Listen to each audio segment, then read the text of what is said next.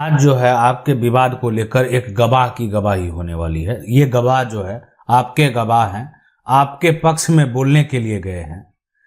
आपका जो समस्या है बड़ा जटिल समस्या है, जमीन से उलझे हुए हैं, आप परिवार से लड़ रहे हैं, है ना, लड़ रहे हैं परिवार से। और एक जमीन जो है लड़ रहे हैं आप किसके लिए?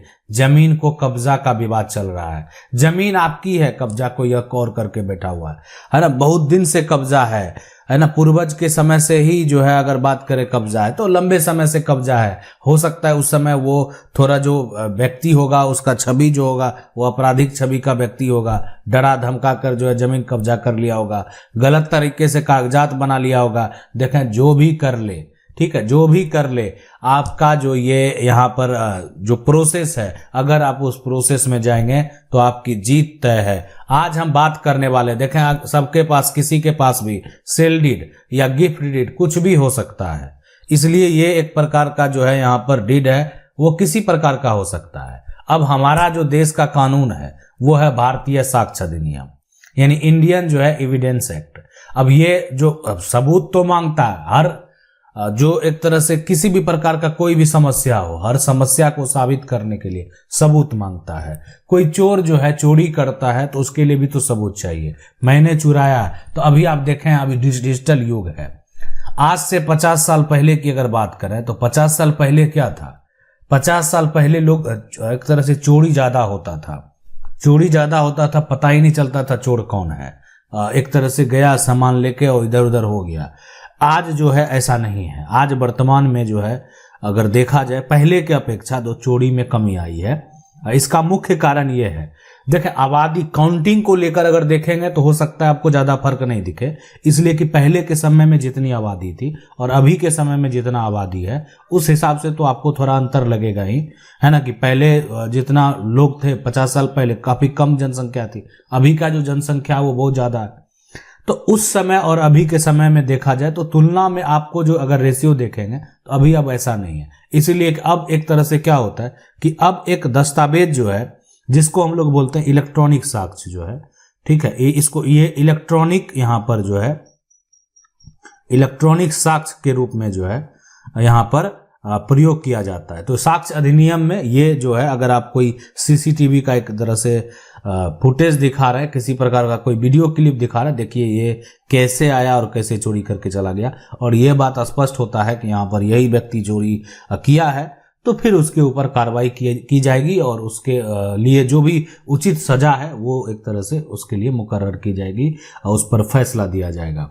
लेकिन आज जो आपका विवाद है ये सेल डीड और गिफ्ट डीड को लेकर है। देखें, अगर कोई भी दस्तावेज जो है वो आपका सही है या वो दस्तावेज आपका फर्जी है, जब बात आती है कोर्ट में साबित करने की तो आपको सबसे पहले एक गवाह का जो जरूरत है। अब एक गवाह नहीं, आप जो है कई गवाह दे सकते हैं और गवाह का जरूरत आपको पड़ेगा। आपकी गवाही जो है एक सीक्वेंस वे में होगी। और रही बात यहाँ पर साक्ष्य की, जो हमारा कानून है उसमें साक्ष्य को दो प्रकार से बताया गया है। अगर एक पहला जो प्रकार यहाँ पर करें तो ये एक मौखिक है। कहने का मतलब है कोई आया और उसके पास जो है वो मौखिक बोलना शुरू कर दिया। यानी आज देखें, अगर कोई अपराध हुआ है, अब वो देखा या नहीं देखा, ठीक है, तो वो जो है मौखिक तौर पे बोलना शुरू करेगा। प्रयास रहता है, कोई झूठ बोल रहा है, न्यायालय में जाकर जो है एक तरह से शपथ लेकर जो है कोई अगर झूठ बोलता है तो वो उस पर जो है एक तरह से डिपेंड करता है। लेकिन अगर बात करें कि वहां पर जो आप गवाही देने जाते हैं तो आप जो प्रस्तुत होते हैं, गवाह जो प्रस्तुत होता है वहां पर, तो जो साक्ष्य पेश होता है ना, जो सबूत इसको बोलते हैं, वो क्या हो जाएगा, वो मौखिक एक तरह से आप जो है दे सकते हैं। दूसरा जो यहाँ पर होता है, जो एक तरह से साक्ष्य की बात है, वो होता है दस्तावेजी। यानी अब उसके लिए आप क्या कर रहे हैं, दस्तावेज दे रहे हैं, डॉक्यूमेंट दे रहे हैं। तो जो साक्ष्य की बात है उसमें क्या दे रहे हैं, आप डॉक्यूमेंट दे रहे हैं, ठीक है। जैसे आप देखें ग्रामीण क्षेत्र की जो भाषा होती है उसमें क्या बोलता है कि हम जो है एक तरह से चलो पूर्वा करवा देते हैं ना, आप देखे होंगे, सुने होंगे, है ना। तो ये पूर्वा लोग करवाते हैं, चलो उससे पूर्वा देते हैं, है ना, सही बात है कि गलत बात है। तो इस क्षेत्रीय लोग में इस प्रकार से जो है बोलते हैं। और कहीं लोग बोलते हैं सबूत दिखाओ, है ना, सबूत दिखाओ। तो ये सभी जो चीजें हैं आप दिखाने के लिए क्या बोल रहे हैं, आप एक साक्ष्य देने की बात कर रहे हैं, आप किसकी बात कर रहे हैं, आप एक प्रमाण की बात कर रहे हैं। तो ये सभी जो है यहां पर एविडेंस के मतलब है, ठीक है। ये आप कह सकते हैं कि ये सब उसके मतलब हैं और साक्ष्य भी उसके लिए जो है एक मीनिंग ही है। अब यहां पर जो है, अब यहां पर आता है, ठीक है, आप जो साक्ष्य दे रहे हैं, साक्ष्य में एक तरह से साक्ष्य और साक्ष्य के जो प्रकार है, तो देखिए साक्ष्य जो है, आप कोई भी अपनी गवाही को, आप ये गवाह गया और गवाह आपके पक्ष में बोलना शुरू कर दिया कि नहीं ये जमीन जो है, जमीन की रजिस्ट्री हुई है, इनके परदादा ने जमीन की रजिस्ट्री की थी, ठीक है, हमको मालूम है। और ये तो मान लेते हैं, इससे साफ साफ जो है क्रॉस ये किया जाएगा कि जिस समय परदादा ने रजिस्ट्री की थी तो आप देखे थे, आप थे क्या, आपका उम्र उस समय ये समझने को तैयार था, समझने लायक था कि किसी के जमीन की रजिस्ट्री हुई। तो देखा, बात में कहीं ना कहीं गवाहों को इस प्रकार से ही बोलनी चाहिए जिसको साबित किया जा सके, जिसको प्रूफ किया जा सके, अन्यथा कुछ बोलने से कोई फायदा नहीं होता है। अब यहां पर जो एक तरह से बात हम करने वाले हैं और जानने वाले समझने वाली जो बात है वो ये है, इस प्रकार से है कि जो दस्तावेजी एक तरह से साक्ष्य है, दस्तावेज वाला जो साक्ष्य है, तो उसमें ऐसा नहीं, जितना मान लेते इलेक्ट्रॉनिक आप रिकॉर्ड दे रहे, एक तरह से इंफॉर्मेशन दे रहे हैं या कोई कागजात जो है प्रस्तुत कर रहे हैं, तो वो सभी जो है दस्तावेज में आएंगे, आप उसको प्रूफ करने के लिए दे रहे हैं। अब देखें, मान लेते हैं कि ये जो गिफ्ट डीड है और ये सेल डीड है, अब इसका समस्या है, गिफ्ट डीड है, सेल डीड कहने का मतलब है दो है। अब इसको क्या करना है, इसको साबित करना है। साबित करने के लिए आप क्या करें, अपने गवाह को ले जा रहे हैं और आप तो एक सबसे पहले एक प्रूफ दे ही रहे हैं कि आपके पास ये डॉक्यूमेंट है। गवाह को ले जा रहे हैं कि देखें मुझे बेचा गया, ये जमीन जो है मेरा गवाह है। गवाह कहेगा हाँ हम रजिस्ट्री में गए थे और ये जमीन जो है इनको बेचा गया था, हम वहां पर मौजूद थे, ठीक है, उनके द्वारा ये बोला गया है। जमीन का जो है कब्जा पूछा जाएगा, वर्तमान में आखिर कब्जा क्या है। एक तो जांच का रिपोर्ट हो गया कि आखिर जांच का रिपोर्ट क्या कहता है। दूसरा पोजीशन जो है पूछा जाएगा कि आप जो है जमीन का जो आप यहाँ पर आपका जो एक तरह से प्लॉट है, ये प्लॉट है, उससे आप कितनी दूरी पे रह रहे हैं, आपका घर कितनी दूरी पे है। अब गवाह जो है कहीं के मतलब कि जमीन है एक तरह से उत्तर प्रदेश में और गवाह आप बिहार से लेकर आ रहे हैं, तो ये चीज गलत हो जाएगा।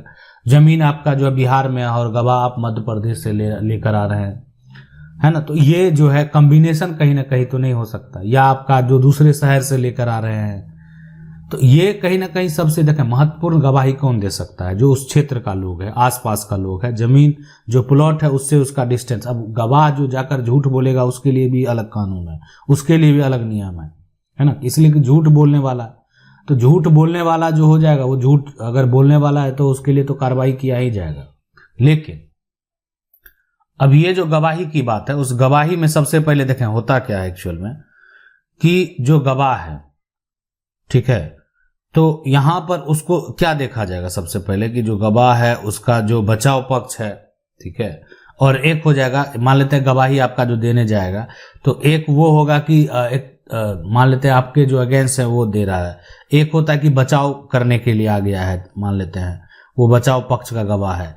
एक होता है कि नहीं कोर्ट का ही ये विटनेस है। तो ये सभी जो है यहाँ पर इस प्रकार के जो गवाह है वो होते हैं कि आप मान लेते हैं गवाह दे रहे हैं उसको सजा दिलाने के लिए, दूसरा उसको बचाव करने के लिए भी गवाही दे रहा है, तीसरा मान लेते हैं कोई अगर कोर्ट का विटनेस है ना, पुलिस का विटनेस है, तो वो गवाही दे रहा है। तो ये इस प्रकार के गवाह कोर्ट में प्रस्तुत किए जाते हैं और उसके बाद जो है उसके ऊपर जो भी किसी प्रकार की कार्रवाई होती है वो कार्रवाई की जाती है। अगर आप देखें जानेंगे इस कानून को, भारतीय कानून है, भारतीय साक्ष्य अधिनियम है, और भारतीय साक्ष्य अधिनियम जो लागू हुआ है, ये जो कानून है, अगर इसके लागू होने की बात करेंगे तो ये आज नहीं लागू हुआ, 1872 में। तो आप समझ सकते हैं कि अंग्रेजों का जो शासन काल हुआ था उस समय भी ये कानून था कि आपको कहीं ना कहीं देखें अपना कुछ भी बात साबित करने के लिए आपको सबूत तो पेश करना ही होगा। अपने आप को साबित करने के लिए घर में ही अगर किसी प्रकार का कोई समस्या होता है, आप पर कोई आरोप लगाता है, तो आप बोलते हैं कि नहीं आपके साथ में जो है नहीं हम नहीं किए, हम मेरा गलती नहीं है इसमें। तो आप अगल बगल के मान ली किसी प्रकार की छोटी सी गलती भी होती है, नहीं आप बोलते हैं, आप इनसे पूछ लीजिए ये हम गलती नहीं किए, ये भी यहाँ पर था, ये भी यहाँ पर था। तो अब ये होता है कि सभी लोगों की जो दलीलें हैं वो या तो गलत हो सकती है या सभी लोगों की जो दलीलें हैं वो सही भी हो सकती है। कि ये व्यक्ति जो कह रहा है, मतलब अपने आप को जो साबित कर रहा है, वो या तो सच कह रहा है ना, सच को प्रूव कर दिया, या तो झूठ को प्रूव कर दिया। अब यहाँ पर जेम्स जो है, इस कहने का मतलब है कि ये भारत में जो ऐसा कानून है वो किनके द्वारा जो है लागू किया गया था, तो ये जेम्स स्टीफन के द्वारा जो है मतलब कह सकते हैं उन्हीं के कार्य पे जो है ये आधारित है, और एक तरह से संस्थापक भी आप कहेंगे तो उन्हीं को बोल सकते हैं। ठीक है, तो ये था भारतीय साक्ष्य अधिनियम। यानी कोई भी समस्या हो, कहीं भी मामला कोर्ट में हो, कुछ भी कर लें, किसी भी प्रकार का कोई विवाद हो, जमीन का विवाद हो, मारपीट का विवाद हो या अन्य विवाद हो, गवाह भी तो तैयार रखना होगा। इसीलिए कि ये भी आपका जो एक तरह से जो मामला है उसका एक हिस्सा है। यानी ये साक्ष्य अधिनियम, आपको अपना प्रमाण देना होगा, आपको अपना प्रूफ देना होगा। आशा करते हैं वीडियो अच्छा लगा होगा। वीडियो को लाइक जरूर कर दें। चैनल को पहली बार देख रहे हैं, सब्सक्राइब करके जो बेल आइकन है उसको जरूर दबा लें। मिलते हैं अगले वीडियो में, तब तक के लिए जय हिंद।